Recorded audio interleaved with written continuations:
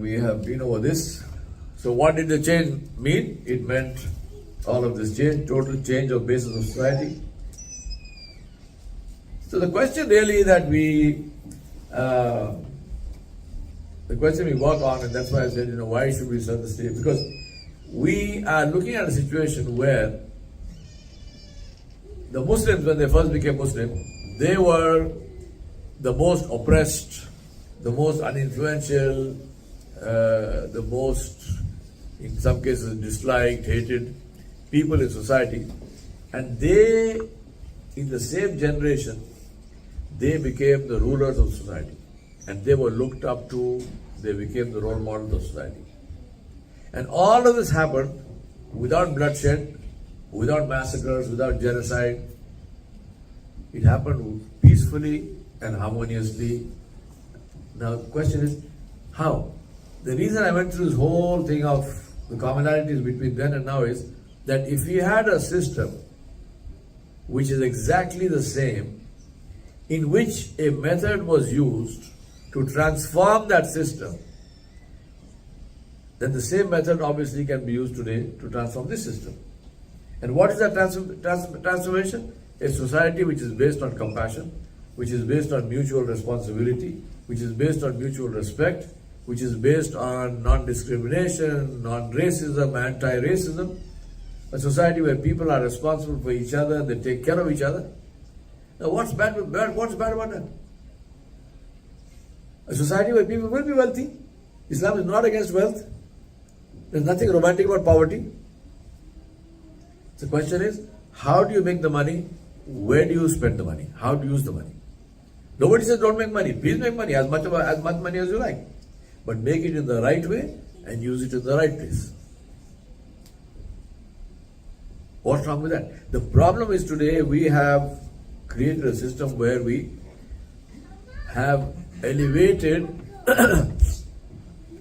the personality, elevated the worship of the self to a level where I literally call it worship. This is what Allah subhanahu wa ta'ala called it in the Quran. He said worship of the self. Araita man ittakhadha ilahahu hawa. Have you not seen those who have taken their desires as their God? So no, this is not how we live. So what we're going to see and do in these 4 sessions, inshallah, there are 8 points that I have identified in the Seerah where Rasulullah sallallahu alaihi wasallam, which he focused and where he brought about change, which transformed the society. So we're talking about making these switches. So one first switch we need to think about is, who are you? Who am I? What is my identity? Right? Even here today, if you look at the world, we have this identity of, I am the boss. If I have it, I flaunt it. It's mine, I can do whatever I want. Nobody can question me. Right? This is what we are raised to, and this is what we seem to do in our schools and colleges and so on. Islam says no. It says you are not the king. You are the trustee. You are the vicegerent. You have been sent with a mission to do something. One of our great scholars from India, Sheikh Abul Hasan Ali Nazmi Rahmatullah, he asked somebody one day, he said, what is your mission? And the man said, I am a businessman, I do this. He said, I didn't ask you how you make your living. He said, I asked you what is your mission. We have conflated and confused the two. Many people don't even know what's your mission. If I ask you what's your mission, I don't know which mission. I don't have a mission. If you don't have a mission, you are living a life like what? Like a robot. Right? Why don't you have a mission? You are supposed to have a mission. Now when you have a mission, your livelihood, the way you learn your livelihood is a different thing. By all means, earn livelihood. But what are you there to accomplish? What will be lost if you are no longer there? That's the question. If you are no longer there, what will be lost? The tragedy today is, if you look at people, we seem to have. I'm not sort of hitting on the youth and so on. I'm saying, generally speaking, if you look at people, there's no sense of mission. There's no goal to achieve in life. There's no courage to go behind that. There are no aspirations. I want to do this, I want to accomplish this, I want to change this, I want to create a new world. No. It's just personal. I want a good car, I want a nice car, I want a nice house, I want this. I mean, this is, I'm not saying have a bad car, have a good car, but this is not a mission. You're more than that, man. So my question I ask myself is, if I drop dead now, will anything be lost in the world? Will anything be lost to the people who know me? Will they feel the loss? I'm not doing what I'm doing for the people, but I'm saying, if I'm no longer there, is there a vacuum? Now, there should not be a vacuum, so I keep trying to, train people to fill that vacuum. But hopefully there is something that you bring which is unique to your environment. If that is not there, then why do you live? For what? Some more weight on the earth? For what? That's why it's so important. Last week we did a program on this, on lifeboat planning. So think about this. So changing the mindset, changing from, I'm thinking, Allah said, Inni ja'ilun fil ardi, what? Khalifa or Malik? Allah did not say I sent on the earth a king. Allah said I sent on the earth a Khalifa. I want to send on the earth a vicegerent, someone to carry out my commands, my orders, someone to establish a way of life that I want to see established on the earth. Not someone to go there and do his own thing. Inni ja'ilun fil ardi khalifa. Identity. Switch your mind from, I'm not the king. I am here to live the way Allah wants me to live. Second switch, dealings, justice for all, non-discrimination, anti-racism, anti-discrimination. There's no special strokes for special folks. No. There's no immunity for anybody under the law in Islam. Everyone is under the law. Everyone. Nabi Sallallahu Alaihi Wasallam said, even I am under the law that Allah Subhanahu Wa Ta'ala sent. Culture, a culture of equality and unity. Inna hadhihi ummatukum ummatan wahida. Allah said, this ummah of yours, this brotherhood of yours of faith is one brotherhood. And I am your Rabb, wa ana rabbukum fa'budun. I am your Rabb, I am your Lord, worship me. So we have two ways of looking. One is an eternal brotherhood of faith, and the other is the brotherhood of humanity. Like family. I mean, I have a blood brother, and I have a friend. I'm good to both. But there is a difference between the blood brother and me, and difference is not in a way that reflects negatively on anybody else. But obviously we have blood brothers, so therefore there is that relationship. But also I have a responsibility to my friends, whether they are Muslim or not makes no difference. They are equally valuable. They are equally, we love them equally as human beings, as our friends, and we'll stand for them. We will fight for them. And quite literally in Islam, you will die for them if required, to protect them. It's part of Islam. We feed them, we help them, right? Worldview is a worldview of compassion, not a worldview of economic or military oppression. The worldview that we have today is the worldview of the Roman Empire, 2000 years old. That's where it starts from. And running exactly the same for the last 2000 years. Military dominance, and then extraction of goods and services and materials from the countries which have been conquered. Money, how you earn it, where you spend it, both matter in Islam. In terms of character, net worth in Islam is not defined by how much money you have, but by your character. That's what changed the meaning of high net worth individual from Abu Lahab to Abu Bakr radiallahu anhu. Net worth based on the character of an individual. Attitude, from me first to they first. Me first is the rat race, it's the dog-eat-dog world. They first, the beauty is, this is what people fail to understand. If you take people first, if you serve people, it automatically comes back to you. If you are good to people, you automatically become the most popular, the most powerful, influential person in the world. You don't have to grab it. If you grab it, it won't come. You think it will come, it won't come. And relationships based on forgiveness. There's no relationship in the world, including our relationship with Allah, we can do without forgiveness.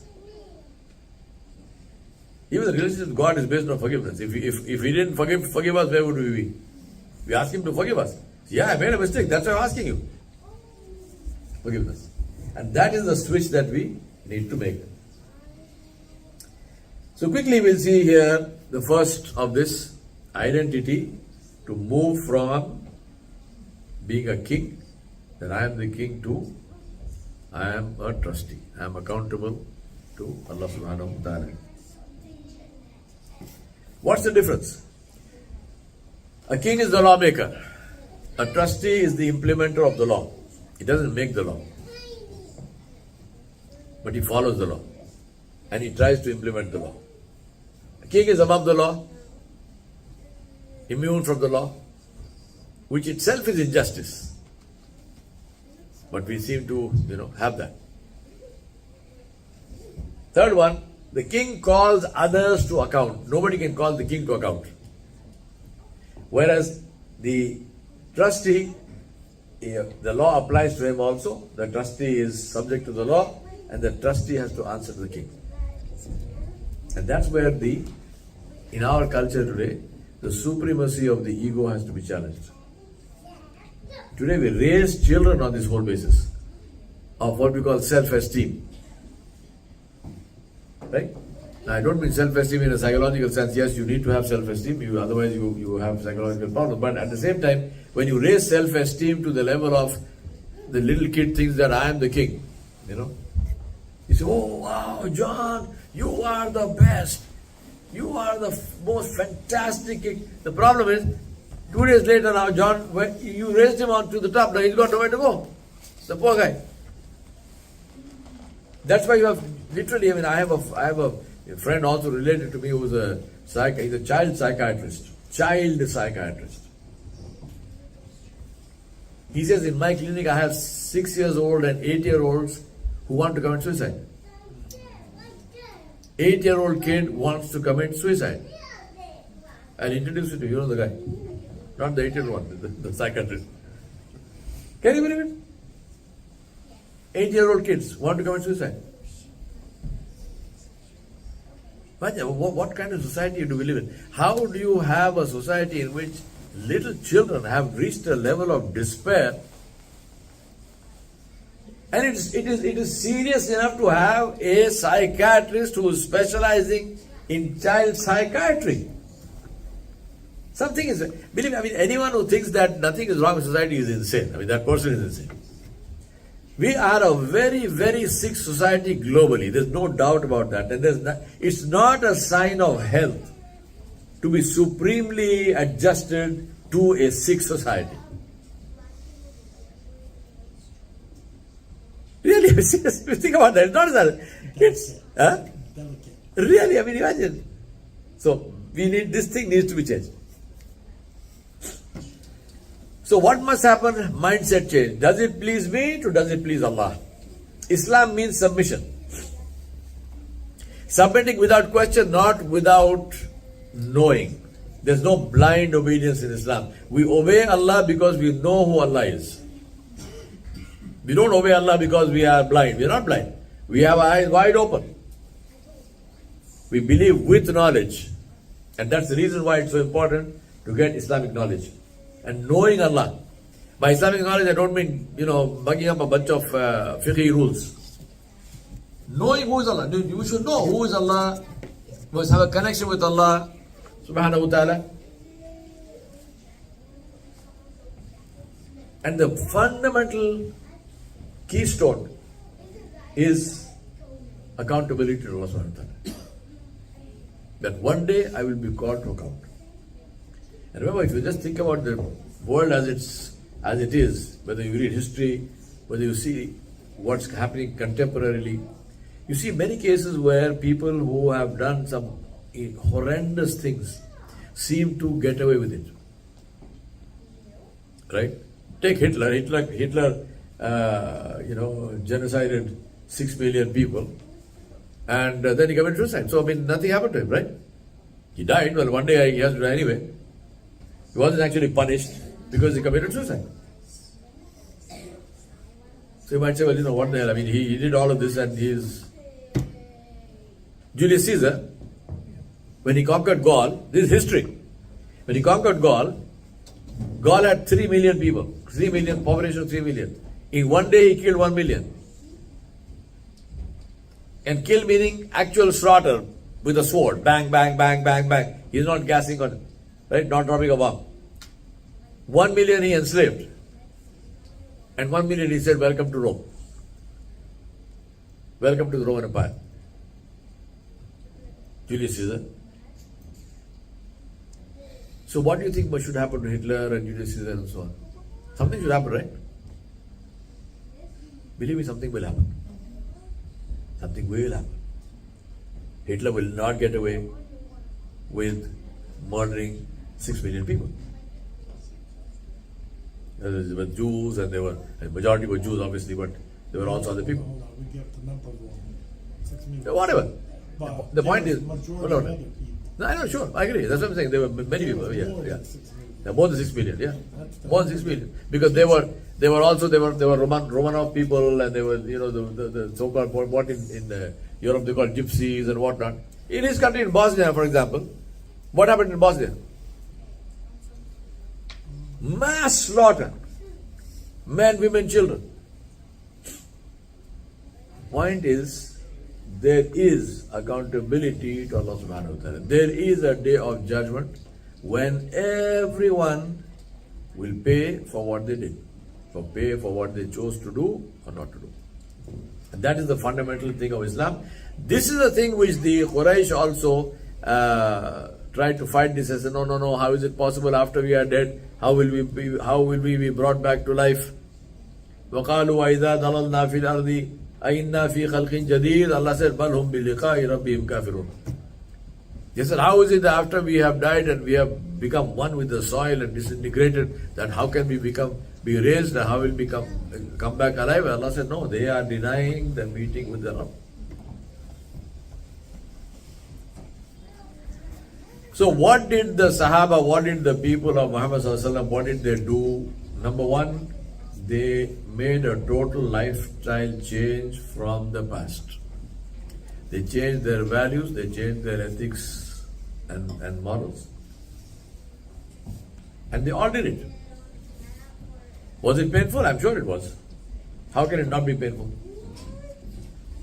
But they did that because they knew that was the way to go. Number two, they changed their circle of friends. This is a very important thing. You become like the people that you are hanging out with. Simple as that.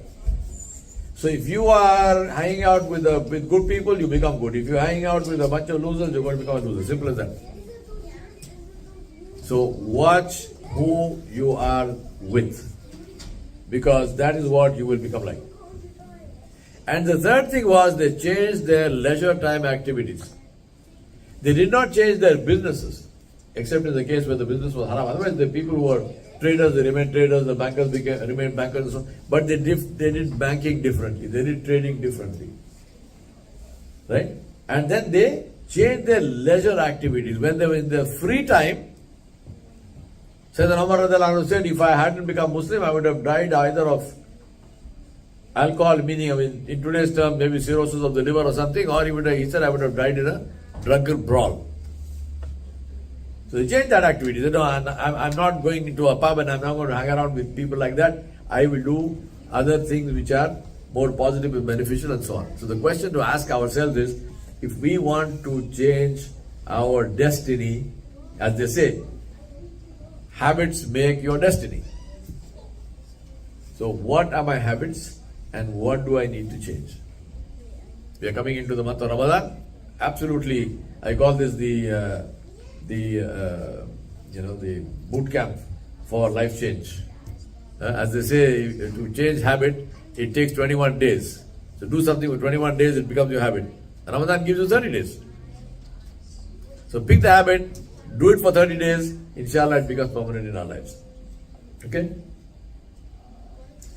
So very quickly, metrics, I want you to think about this and say, what is it that you need to change? What do you think you need to change? What are the factors which will help us to succeed? And what are the factors which will or might hinder my efforts? To give you an example, you will have said, supposing you say, I want to start praying tahajjud.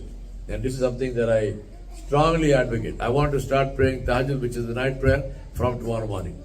Very good. Now, what will help me to pray tahajjud? One, sleep early. Simple as that. What might hinder me when I spend 2 hours before I go to bed on Facebook every night? Right? So you are kissing goodbye to 2 hours of your life. Stop doing that. Delete your Facebook account. Don't go to Facebook. Instead of spending 2 hours staring at a screen, which is very bad in any case for your sleep patterns,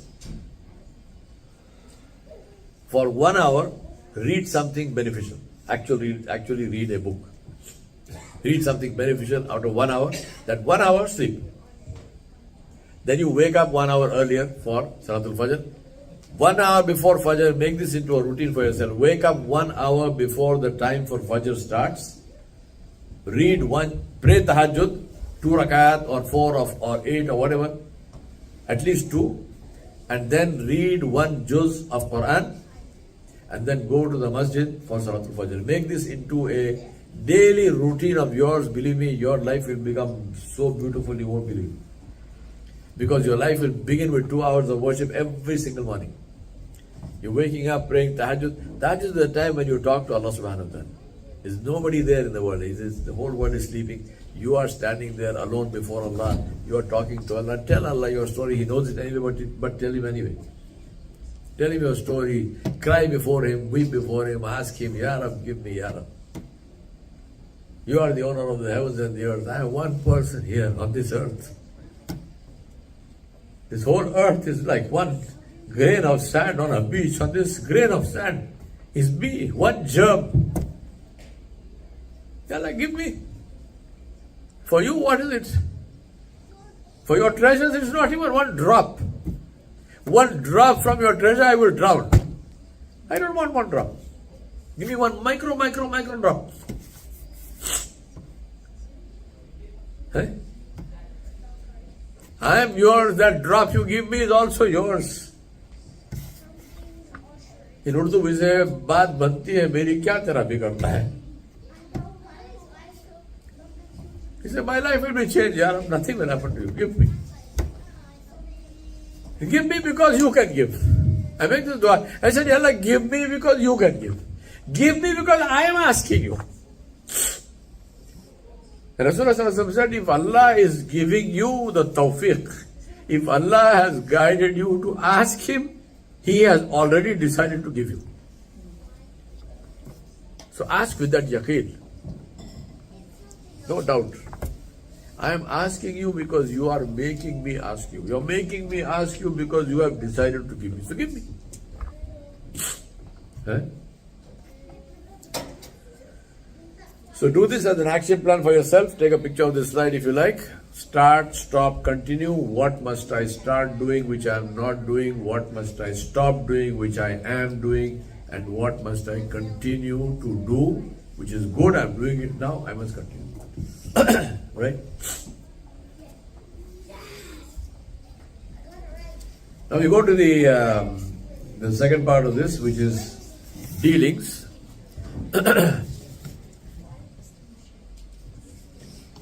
I think 2019 or something, Harvard Law School put this ayat on their wall as the finest expression of justice in the world. And all Muslims sent this news all over the world. It flew back and forth. So when I got it like 20 times from different people, I asked them, I said, let me ask you one question. Are you following this? You are sending this ayat all over the place and saying, oh, see how Harvard Law School is recognizing this. So that's fine. But are you following it in your life? Now see what Allah is saying. Allah is saying, Ya ayyuhalladhina amanu, oh you believe, kunu qawwamina bil qisti shuhada'a lillahi walau ala anfusikum abil walidaini wal aqrabin in yakun ghaniyan aw faqira fallahu awla bihima fala tattabi'ul hawa an ta'dilu wa in talwu aw turidu fa inna Allah kana bima ta'maluna khabira. Allah says, O you believe, stand out firmly for justice as witnesses to Allah, even if it is against yourselves. Now what can be stronger than that? Allah is saying, if you made a mistake, own up.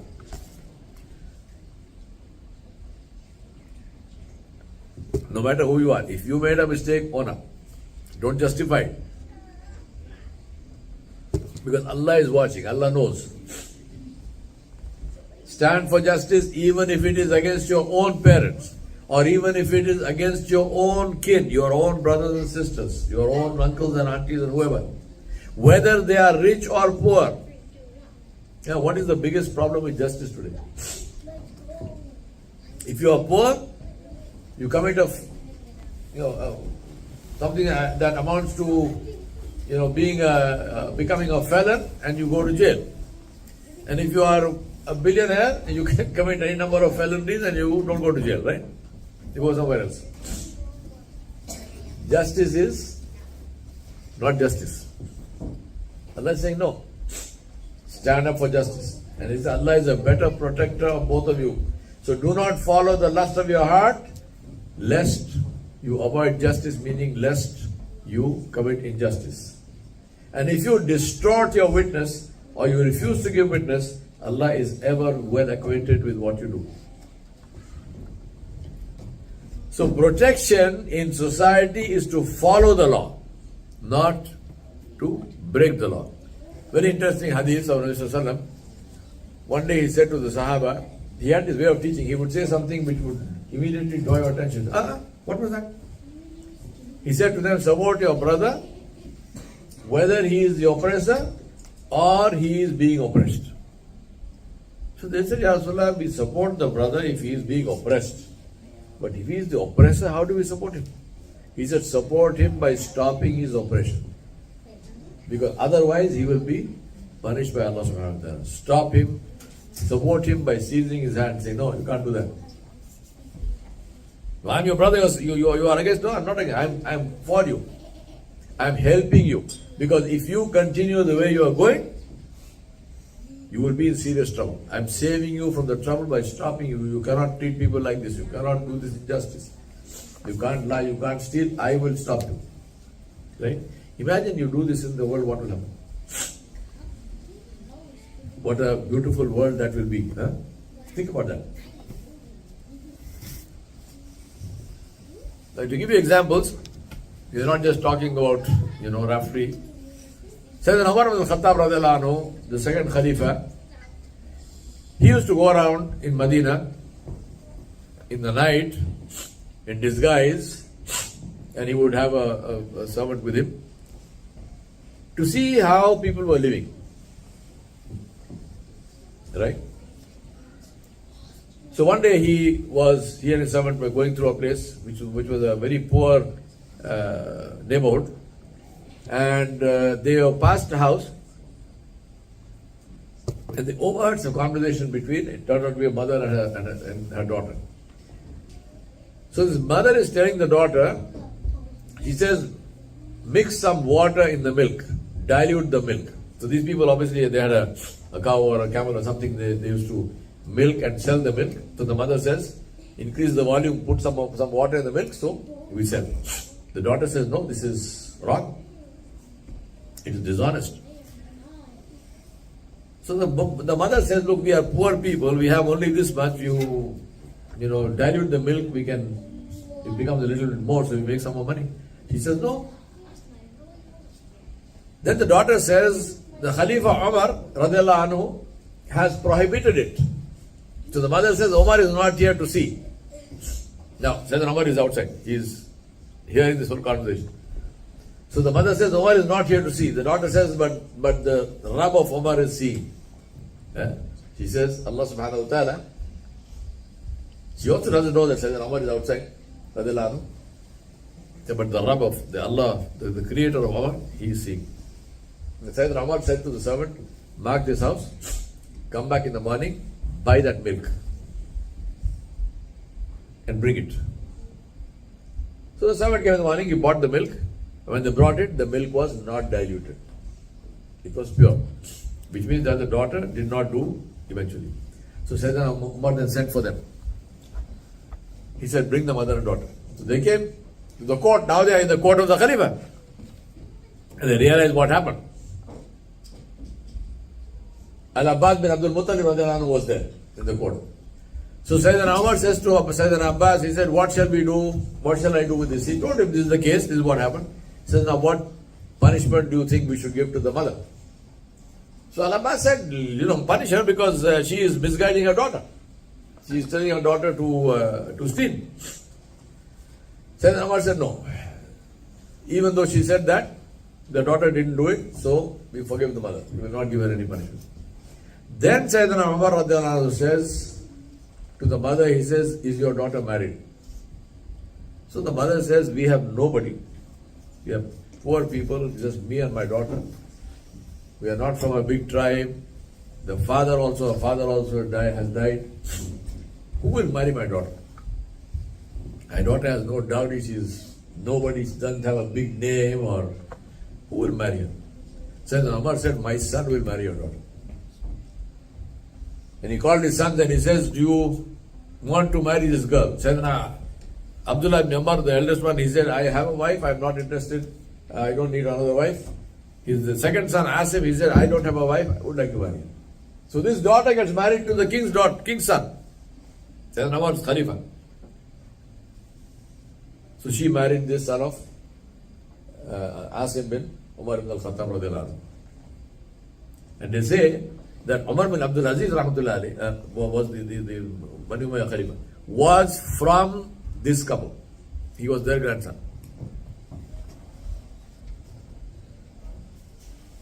Another famous story of the time, Qadi Shuraih ibn al-Harith al-Qais, he was from Al-Kindi, he was from Yemen. He accepted Islam, and there were a couple of people who accepted Islam during the time of Rasulullah, but they never met him. And Qadi Shuraih was one of them. He was a very famous Qadi, very famous judge. And he was the Qadi throughout the Khilafah Rashida. He was a Qadi in the time of all the four Khalifas, all the four Khalifas.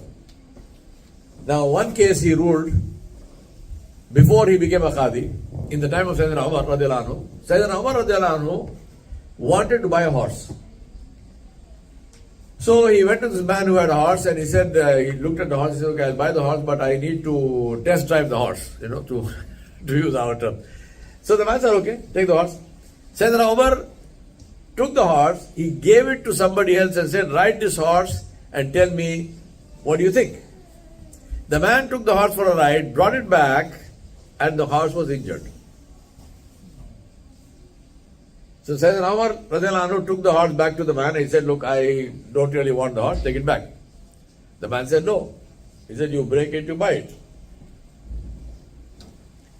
The horse was, I gave you the horse in good condition, now you bring it back to me injured, it's yours, so pay for it. So Qadi Khurayd, at that time Shuraih was not a Qadi yet. He was there. Sayyidina Umar said to him, rule on this, give us a ruling. Qadi Shuraih said, you took the horse from the man. If you had ridden the horse and brought it back, that was a different issue. But you gave it to somebody else. And that somebody else rode the horse and injured the horse. So now you are exercising a right on the horse as if it is yours. Therefore you pay for the horse. So he ruled against Sayyidina Umar radiallahu anhu. Sayyidina Umar radiallahu anhu said, Alhamdulillah, your ruling is right, and I am appointing you as the judge. So that's when he became the judge. The second judgment, very famous, was in the time of the fourth Khalifa, Ali bin Abi Talib radiallahu anhu. Sayyidina Ali he was going somewhere, he had lost a shield. He had a shield that he used to use. And you know, if you think about those warriors of the time, for them their weapons were very personal things. They gave names to their swords. They gave names to their spears. They gave names to their shields and so on and so forth. These are very personal things because this is what they used in the war. This is what helped them and saved their lives and so on. So they were attached to their weapons. So losing a shield was a big deal for him. He lost the shield. So one day he's going somewhere in a pawn shop which belonged to a Jewish guy. He saw the shield. So he said to the man, "That's my shield, give it to me." So the man said, "This shield is here. Somebody brought it and sold it to me. You want the shield? Buy the shield." So then Ali said, "No, this is my shield." He said, "What do I care? I don't care. You are saying it's your shield. How do I know? I don't know this. Is your name on the shield? No, its name is not on the shield." Then he said, "You want the shield? Buy the shield." So Sayyidina Ali radiallahu anhu took this case to court. He took it to Khalid Shuraik and he said, "This man has stolen my shield." So Khalid Shuraik said, "Okay, bring the shield." Brought the shield. He said to Sayyidina Ali, "What is the evidence that this is your shield?" He said, "I recognize my shield." He said, "Sorry, your word is not evidence in court. Not enough." Who is he saying this to? He's saying this to the ruler of the time. Technically, he is under the ruler. But the law supersedes everything. There is no ruler immunity in Islamic law. He says, "I cannot accept your word for it because get me a witness."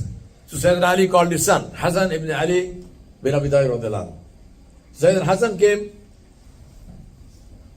and he said, "This is my father's shield." He said, "Who are you?" "I'm his son." He said, "Sorry, we don't accept the witness of the son in favor of the father. If you give witness against your father, we will accept it. But if you give witness in favor of your father, we don't accept it." He said, "Find me somebody else." Sayyidina Ali called another man. The man said, "I recognize the shield. This shield belongs to Sayyidina Ali." He said, "Who are you?" He said, "I used to be his slave and he freed me."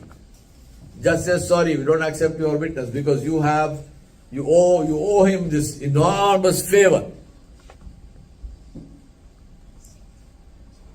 Find me an independent witness." Sayyidina Ali said, "There is nobody else." So the judge said, "Then the shield belongs to the man. It's not yours." He told the Jewish guy, "Take it." The Jewish guy came outside with the shield and he said to Sayyidina Ali, "You are the Khalifa?" He said, "Of course." He said, "That man, the judge, is under you?" He said, "Yes." "But he ruled against you?" He said, "Yes." "What do you think?" He said, "Alhamdulillah, I'm very happy that I have a judge who doesn't care for me, who doesn't care for authority, he doesn't care for the king, he doesn't care for the Khalifa, he cares for the law of Allah subhanahu wa ta'ala. I'm very happy." The man said, "This is your religion?" He said, "Yes." He said, "Then Ashhadu an la ilaha illallah wa ashhadu anna Muhammadan Rasulullah. Then I take your religion. This is my religion." Now historically, this man became such a close friend of Sayyidina Ali that they say this man used to literally be stuck to Sayyidina Ali. He used to be with him the whole time.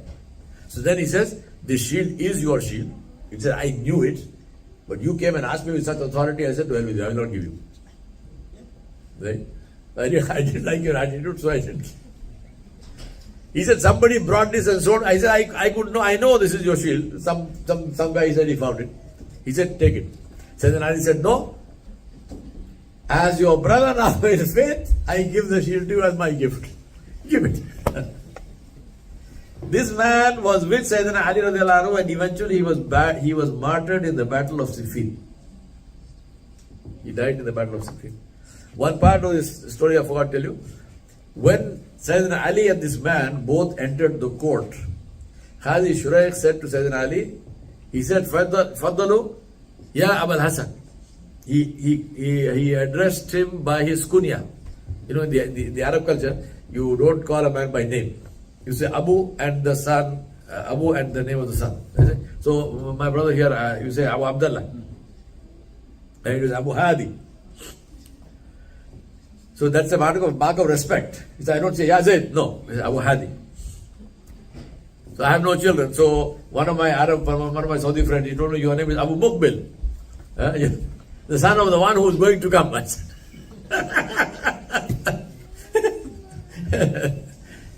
So he said to him, the judge said to him, please come in. Yeah, Abul Hassan. Sayyidina Ali said, no. And then he called the other man by name. He said, come and sit here. He said, no. Sayyidina Ali said, no. This is injustice. You are treating me with respect and calling me by my kunya, and this man, you did not call him by his kunya, you called him by his name. He said, this is injustice. Don't do that. He's telling the judge. So the man saw this also. He said, oh, this is... He said, before the law we are equal. I'm I'm Ali bin Abi Talib. I'm not Abu Hassan. And this man is whatever his name is. This is the issue of justice in Islam. Right? So, issue of this, saying, ask yourself, how truthful am I? How many times did I pay to speak the truth? You know the famous story, George Washington, right? What is he known for? What is the famous story about Washington? Hey? Huh? The cherry tree, right? Famous story what? Cherry tree, he chopped the cherry tree and they asked him who chopped the tree, he said, I chopped the tree. Now, why did he chop the tree in the first place is a different issue, but but at least he spoke the truth, right? The man spoke the truth. Meaning, there's a price to pay for speaking the truth, or there may be a price to pay for speaking the truth. Did you do that in your life? Are you willing to do it in your life?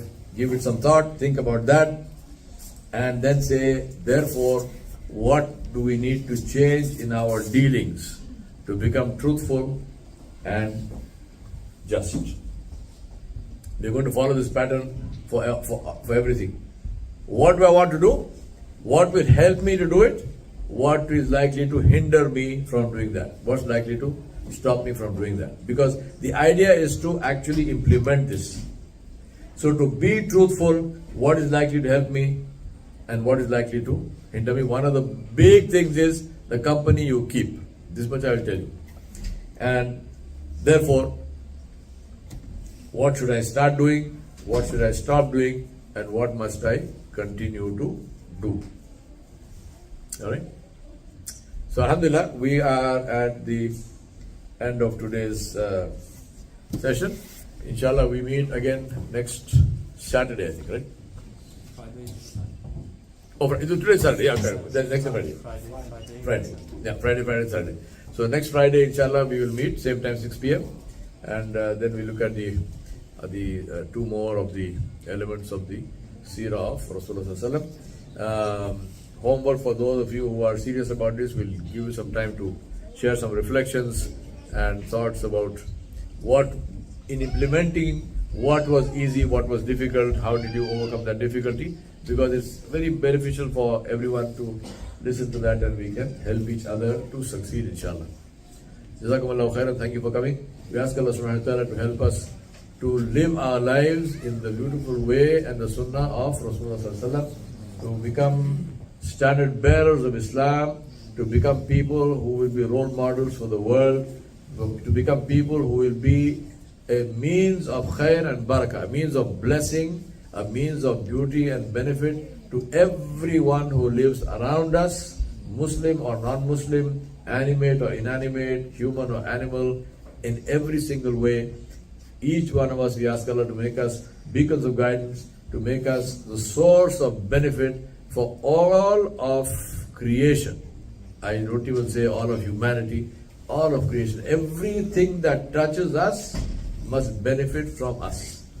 Inshallah, try to make this into a life goal for each one of us. Everyone who touches me in any way or form must take away something good from me.